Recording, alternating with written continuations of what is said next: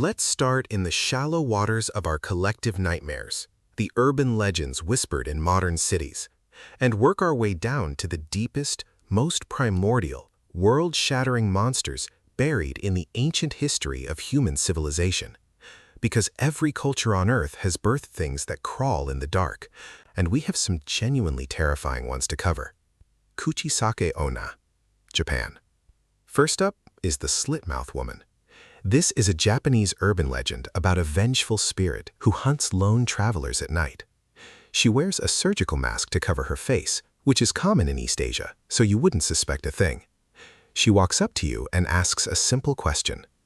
Am I beautiful? If you answer no, she immediately pulls out a massive pair of rusty scissors and cuts you in half. If you answer yes, she removes her mask, revealing that her mouth has been slit from ear to ear in a grotesque, bloody grin. She then asks, even now? If you change your answer to no, you die. If you say yes again, she takes her scissors and slits your mouth from ear to ear, so you can be just as beautiful as she is. There is almost no escape, making her one of the most mechanically cruel spirits in modern folklore. La Llorona, Mexico. Next, we have the Weeping Woman of Mexican folklore. According to legend, Maria was a beautiful woman who drowned her own children in a river in a fit of jealous rage after her husband abandoned her. Instantly filled with regret, she drowned herself too. Now she is cursed to wander the riverbanks for eternity, crying out, "Oh, my children." If she finds any living child wandering near the water at night, she mistakes them for her own. But when she realizes they aren't hers, her grief turns to malice. She drags them down into the dark water, holding them until the bubbles stop. The Dearg Dhu, Ireland. In Ireland, they tell of the Dearg Dhu, which translates to the red bloodsucker. This myth predates modern vampire lore by centuries. She was once a stunning young noblewoman forced into an abusive marriage by her greedy father. Broken-hearted and physically tormented, she took her own life. But her story didn't end there. Fueled by pure revenge, she rose from her grave on the first anniversary of her death. She went straight to her father and husband, seducing them in the dark before draining the blood from their veins. She now rises every year, using her ethereal beauty to lure unsuspecting young men into the woods, where she feeds on their life force until they are nothing but hollow, desiccated husks. The Aswang, Philippines. Descending into the deeper wilderness, we encounter the Aswang of the Philippines. This is not just one monster, but a shape-shifting class of bloodthirsty ghouls. By day, they look like quiet, polite villagers, but by night, they transform into giant dogs, cats, or bird-like creatures. The most disturbing variant of the Aswang is the Manananggal. It detaches its upper torso from its lower body, growing massive bat-like wings to fly through the night. It targets pregnant women. It perches on the roof of a house, lowering a thread-like hollow tongue down through the ceiling.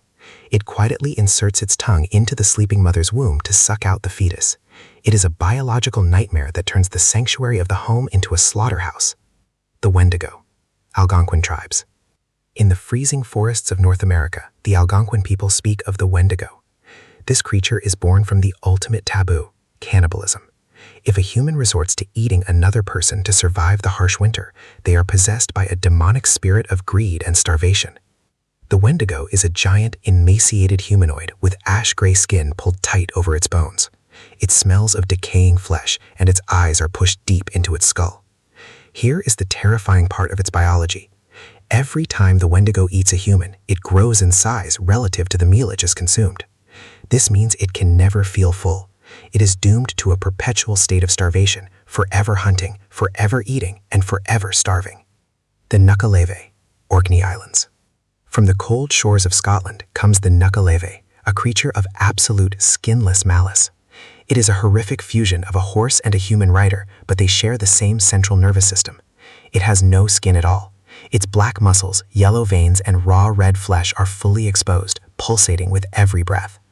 Its breath is a toxic, foul gas that instantly wilts crops and strikes down cattle with plague. The Nukaleve possesses no survival instinct or hunger. It exists solely to torment humans.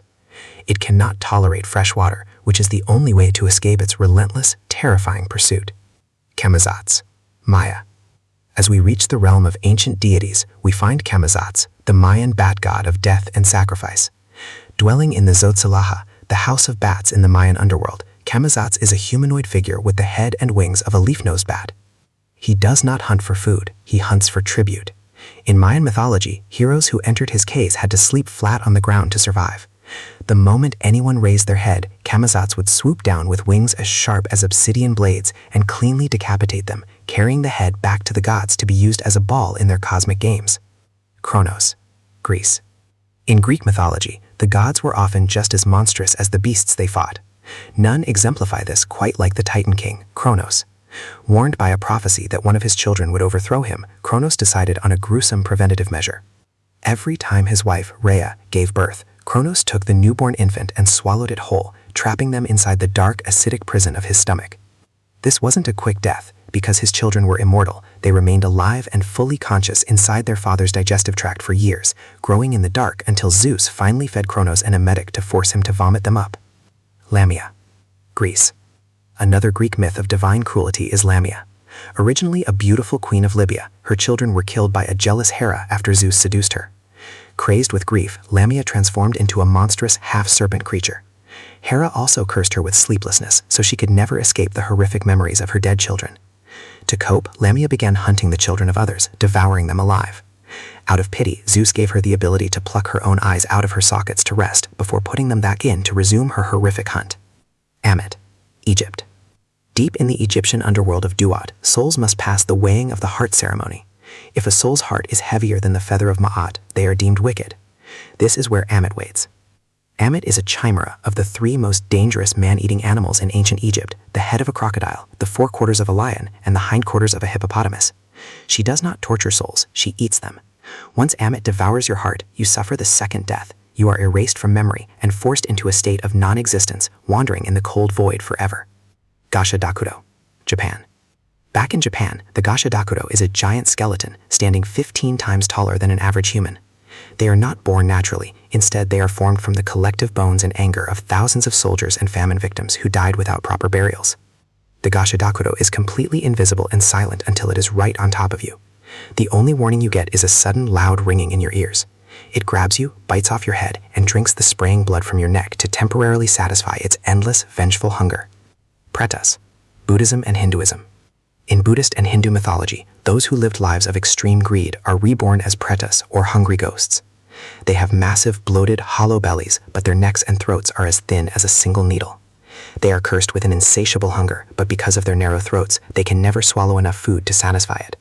To make it worse, whenever they try to eat or drink, the food instantly bursts into flames or turns to dry ash in their mouths, forcing them to spend eternity desperately seeking sustenance they can never consume. Jarongwin, Norse. At the absolute bottom of human mythology lie the cosmic entities of the apocalypse. In Norse myth, Jarongwin is the Midgard serpent, a beast so gargantuan that it was cast into the ocean surrounding Midgard, where it grew until it encircled the entire world, biting its own tail. Its biology is a ticking time bomb. The moment Jarongwin releases its tail, Ragnarok begins. The serpent will thrash onto land, spraying oceans of black poison into the sea and air, suffocating every living thing on Earth in a toxic, global extinction event. Apophis, Egypt. For the ancient Egyptians, Apophis was the literal embodiment of chaos and non-existence. He is a giant serpent, miles long, who dwells in the deepest dark of the underworld. Every single night, as the sun god Ra travels through the underworld in his solar bark to bring dawn to the world, Apophis rises to attack. Apophis uses a hypnotic gaze to paralyze the gods, attempting to swallow the sun whole to plunge the universe into eternal silent darkness. Every thunderstorm and solar eclipse was believed to be a moment where Apophis was winning the battle. Charybdis, Greece. Finally, we have Charybdis, the ultimate ocean horror from Greek myth. Dwelling in a narrow strait opposite the monster Scylla, Charybdis was once a loyal daughter of Poseidon until Zeus cursed her. She is now a colossal, faceless mouth anchored to the ocean floor under a giant fig tree. 3 times a day, she opens her massive jaws to swallow entire seas, creating a violent whirlpool that drags down warships, sea monsters, and whales alike before spewing the boiling water back up. She represents the absolute, uncaring maw of nature, waiting in the dark to swallow everything we build. The human mind has always created monsters to explain the dark, the wilderness, and the terrifying unknown. But sometimes, the stories we tell are far scarier than anything that could actually exist.